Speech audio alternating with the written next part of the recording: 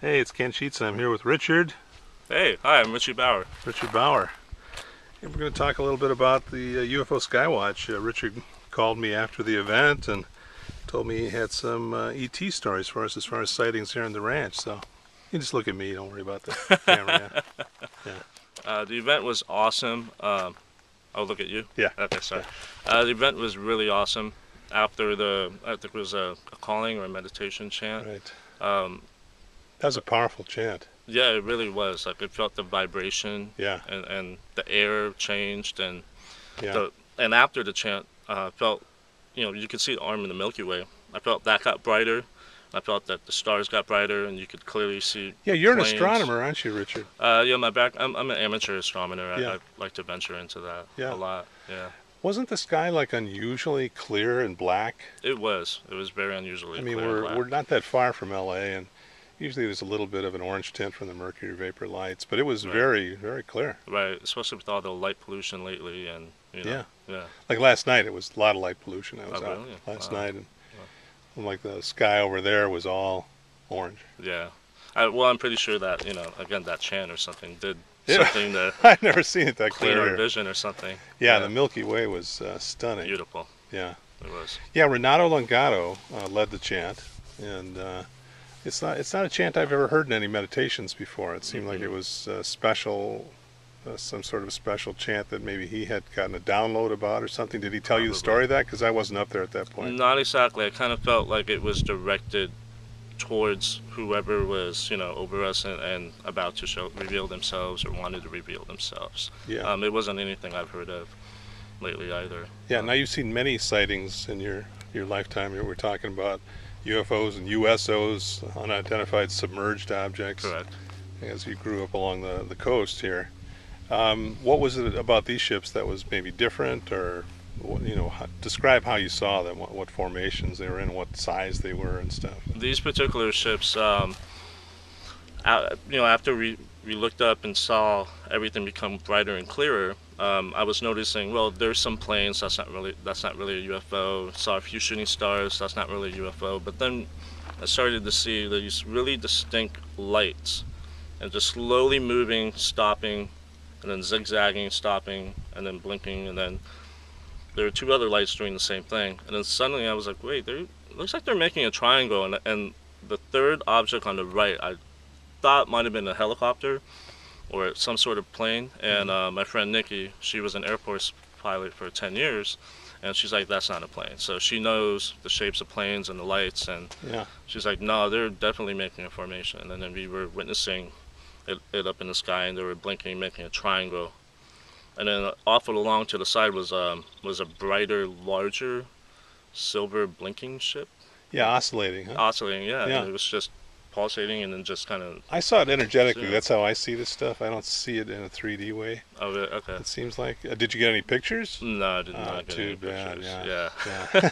Yeah. Because there have been UFO events with Renato where people get the pictures, and Right. we were hoping for that. But what's really funny is right where you were sitting and in the sky right behind him, and who knows, when we look at this Damn. video after we're done, we saw A couple. a couple Right. blips going across Yeah. it. Yeah. So They're like, hey, we're here. yeah, I'll have Renato check this footage when we're done. All right. Because they were sort of photo bombing him during the interview. Yeah, they were. Well, what would you tell people that are afraid of extraterrestrials? Because I can sense that you're totally cool with it, and it's one of the big things that I think our media has built up all this fear of invasion and Oh yeah, definitely. all these things. What would you say? What has your feeling been about UFOs in general? I'm not really afraid of unknown objects or beings coming here. I mean, we live in an entirely vast, huge universe, and who knows what space we're sharing. And I do feel like the mainstream media, has somewhat distilled fear in that aspect. I mean, even with our social issues that we have with each other, the media sort of like makes us fight each other, and this whole illusion of separateness, and we're really not. We're really all the same. Yeah. For yeah, me, sorry, go ahead. yeah, for me, these beings and these ships, I kind of feel like they're saying, hey, we're feeling a frequency on this planet. These conscious beings, there's some sort of energy level that's changing in the society, Yeah. and maybe they need a little boost, or they need us to show ourselves. I don't really know what the whole reason is. All I know Yeah. is that there is something phenomenon going on. I've been And meditating about it. That's what I do. That's what Dream Shield's about, is planetary meditation. And what I've gotten is that they're here to that because what think about, there's probably literally millions of intelligent worlds. oh yeah, And why this one? Why bother? With all the manpower they seem to be devoting towards it since the 1940s, and then right. in ancient times there was sort of a gap there. It seemed like. Hmm. Um, and it's really because the universe is like one giant organism, and this Yeah. is a sick cell right now. Oh yeah. we're, Oh yeah. we're pretty sick puppies when you look at what happened to the poor people with the Batman movie this weekend. And Yeah. there's just so much sickness in our world. There is, and I feel like that's why we need to just kind of welcome light and love and oneness, and just kind of not really feel like all that anger and hate and feed Yeah. into that fear. Yeah. You know. Yeah, even when this happened, it's interesting because I've lived through so many, being almost pushing 60 here. I've lived through so many terrible, shootings and mass killings and Yeah. so forth. But you realize we really all came here. We're all very high spiritual beings, and we came here for a mission, and we all planned our exit strategy. Yeah. And it's not a happy thing, but it's nothing to be in fear about, Yeah. because we're a lot more powerful than we realize. Yeah. But tell us about the stars. I've never done astronomy. What got you started doing astronomy? Well, originally I wanted to be in the FBI like my dad. Ah, And my dad was like, "No, that's not for you. That's not the no. Here's a book on astronomy. Here's a telescope." So it was huh, through those kinds of things that led me to astronomy, and beautiful. I just kind of feel more at home when I look at the stars. Like I feel more connected. That's the truth up there. It is. All of our media and stuff. It's all manipulation, but you look out at the stars, and that's the truth. Yeah. Yeah. Yeah. I mean, biologically, genetically, we really are made out of Yeah. star stuff. Yeah. So I mean, can't Good. deny that there was some sort of connection. Yeah, it's way more profound than we realize. Have you studied any sort of multi-dimensional Quantum stuff? physics. I Yeah. love that stuff. The M theory. No, tell me what that is. I haven't even heard of it. M theory. Heard of string theory, but The M theory is basically states that everything is made out of strings of vibrating energy, yeah, and things can simultaneously exist in different dimensions. They found that there's this huge nuclear smash. I want to say smasher underneath between France and Sweden. yeah, the collider. The Yeah, collider. yeah. And they found that molecules and stuff like reappear and disappear at certain times, and but how can they do that if they're physical? Mhm. And what they found was like things exist at different times. So that's how the M theory comes to play. Everything is basically energy, and everything can exist in multiple dimensions because everything's interconnected. Energy doesn't necessarily die, just transforms and turns into something else or goes somewhere else, or Mhm. comes back to that singularity point. Beautiful. Well, yeah, it definitely was a dimensional shift when your dad moved you away from being part of the man to being part of the stars. Yeah. Tell us about your dad. He has an interesting UFO history himself, doesn't he? Yeah. Is He that- didn't really talk much about it publicly. Okay. Just that when we in private and stuff like that, he was a Well, very You don't have to talk about it if it's. no. It's Yeah, totally it fine. doesn't- That's basically what got me into Yeah. the whole thing. Yeah. I'm Richard Bauer Jr. My dad was Richard Bauer Sr. He's Yeah. from Ohio. Was a farmer, a small town guy, and just kind of had this itching to see the world. He didn't want to be stuck in Ohio, so Mhm. joined the Navy. And after the Navy, he applied to the FBI. He got accepted in the FBI, and then he worked his way up to become an FBI supervisor of U.S. fraud investigations under Ted Gunderson.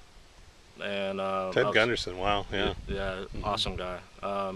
Wasn't the X-Files kind of based around? Yeah, basically, when he retired in 1980, he opened up an office in Santa Monica and released a bunch of boxes of information The of X-Files, yeah. kidnapping cases Yeah. and stuff like that, things that the Yeah. government was doing. Yeah, And he was basically ostracized by the law enforcement and community like that. Mhm. And I Yeah. think he was targeted, and Hmm. because Wow. Brave man. that's something really bold to do. I mean, Yeah, you're a former director, and you're yeah. just like, ah, this is what I was working on covering up. You know, Hmm. so that's what father was dealing with, and he wouldn't necessarily reveal stuff. He was slowly over time, and as I had my first sightings when I was 6. Wow. So as I started getting older, around 8 or 9, he started showing me certain types of documents, and stuff about how the FBI does remote viewing, has information on technology, stuff like that. It's Beautiful. really interesting, Yeah. and So it I was definitely a cover up, in other words. yeah, yeah, Yeah. definitely cover it. Why do you think? Why? What's the what's the motivation for a cover up?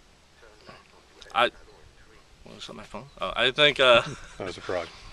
not necessarily a cover up. I just think that I mean the information and the truth is out there. People dig and research. They're like, wait, this is really the truth. The cover up is just what we've been taught Mm-hmm. and what they're showing us. Yeah. I think it's just tied to politics, tied economically, and I think that's why there's a cover up. It's been interesting. I've been seeing the Earth from space, from an alien point of view. They really don't understand our border thing. Right? Yeah, We because draw these little lines on imaginary mm-hmm, maps, and we divide up our world into these little sub-states and right. sub-cities. When it's all one planet. One planet. Yeah, you can't see borders from It's space one or lines. universe too. In Yeah, fact, exactly. and they really don't understand that. They're Hmm. fascinated by borders. Yeah, So governments to them it seem like social groups. They understand those, but they don't understand maps no, very well. no. It's I very mean, interesting. they're like on a cosmic scale, Well, so they're maps in terms of navigation, but right. not in Yeah, terms of borders. yeah. I think because we're more linear and more Is physical. it 2D? Is it like I it's sort think of like a that's what it two-dimensional is. thinking, isn't it? We Yeah, we used to believe the world was flat, right? correct. So we made our Hundreds of maps. years. Yeah. Yeah, we made our maps, and that was our little world, Mm-hmm. And we've carried that through, and it's interesting how a simple thing like a map becomes a way that divides us all as a Right. world. And becomes fact, or Yeah, and it's really not. So and I've even seen from a Native American perspective the maps becoming like you know being almost like black and just spreading across America like a virus. like a plague and stuff. Yeah, Yeah. yeah. Yeah. Have you had experience with that too, with some messages about Just the human? the messages all resonate the same. Just Yeah, basically, be more consciously aware, yeah, be in touch with nature. Um, you know, yeah. Now the Dream Shield project is all about the shift in 2012, and we're more than halfway through 2012 now.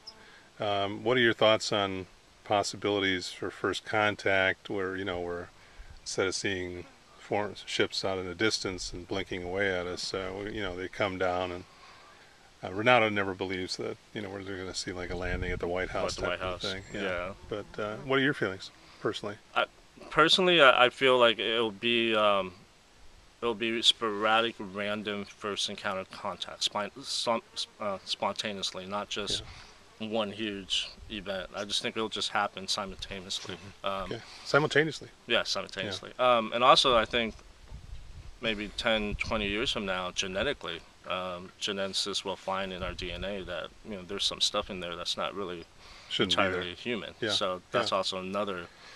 I saw it wasn't even. It was something that our predispositions made us prone to a mutation that came out of the Black Plague. Oh wow, Yeah, wow. and it's like a blackness in our brains. It's And somehow like our immune system or something like that something. Yeah, mutated to fight off the. yeah. Yeah, And instead, we wound up with this insanity virus, if yeah. it is what the ETs call it. Yeah, Insanity virus. Wow, that makes sense though. yeah.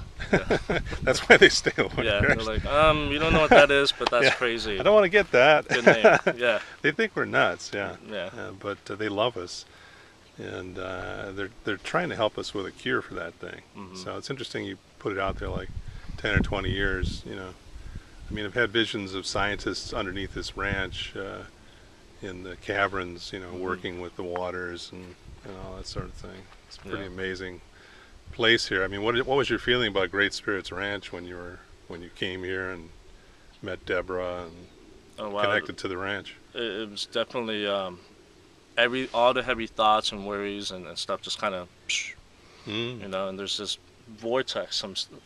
It's right behind you, yeah. Yeah, I can't really pinpoint it, but it's just like it goes Yeah, through your body, and it's relaxing and comforting, and you yeah. don't feel any hostility, nothing, and you feel at one with everything. That's Good. how I felt when I first Yeah, came here. yeah. Now here you are again.